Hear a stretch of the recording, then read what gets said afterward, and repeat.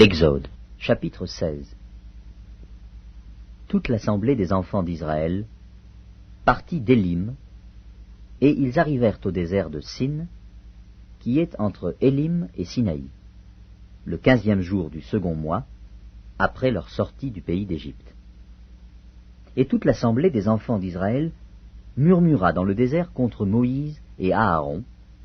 Les enfants d'Israël leur dirent: Que ne sommes-nous morts par la main de l'Éternel dans le pays d'Égypte, quand nous étions assis près des pots de viande, quand nous mangions du pain à satiété?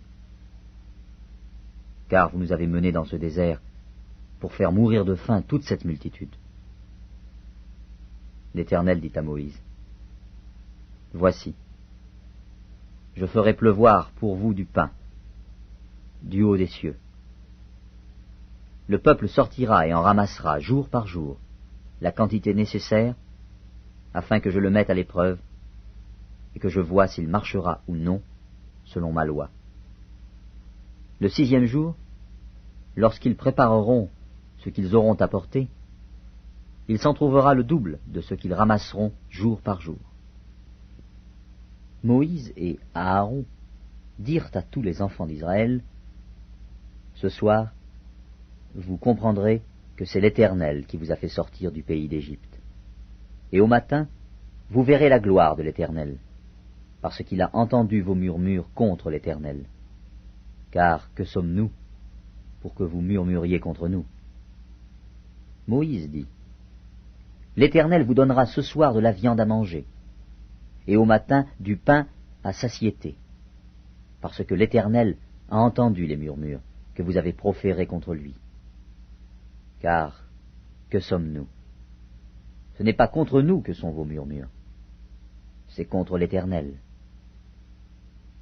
Moïse dit à Aaron: Dis à toute l'assemblée des enfants d'Israël: Approchez-vous devant l'Éternel, car il a entendu vos murmures. Et tandis qu'Aaron parlait à toute l'assemblée des enfants d'Israël, ils se tournèrent du côté du désert, et voici, la gloire de l'Éternel parut dans la nuée. L'Éternel, s'adressant à Moïse, dit: J'ai entendu les murmures des enfants d'Israël.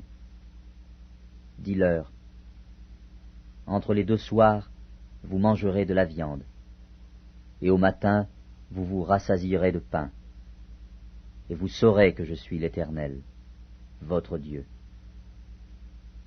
Le soir, il survint des cailles qui couvrirent le camp, et au matin, il y eut une couche de rosée autour du camp. Quand cette rosée fut dissipée, il y avait à la surface du désert quelque chose de menu comme des grains, quelque chose de menu comme la gelée blanche sur la terre. Les enfants d'Israël regardèrent, et ils se dirent l'un à l'autre: Qu'est-ce que cela? Car ils ne savaient pas ce que c'était. Moïse leur dit: C'est le pain que l'Éternel vous donne pour nourriture. Voici ce que l'Éternel a ordonné: que chacun de vous en ramasse ce qu'il faut pour sa nourriture, un homère par tête, suivant le nombre de vos personnes. Chacun en prendra pour ceux qui sont dans sa tente. Les Israélites firent ainsi, et ils ramassèrent les uns plus, les autres moins. On mesurait ensuite avec l'homère. Celui qui avait ramassé plus n'avait rien de trop, et celui qui avait ramassé moins n'en manquait pas. Chacun ramassait ce qu'il fallait pour sa nourriture.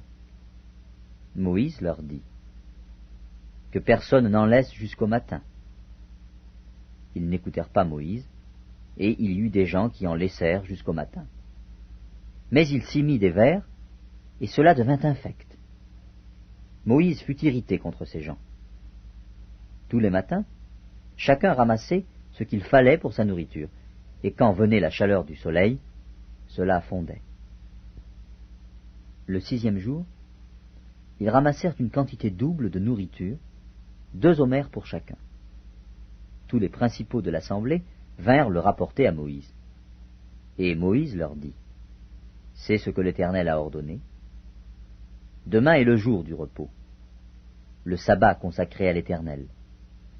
Faites cuire ce que vous avez à faire cuire, Faites bouillir ce que vous avez à faire bouillir, et mettez en réserve jusqu'au matin tout ce qui restera. » Ils le laissèrent jusqu'au matin, comme Moïse l'avait ordonné.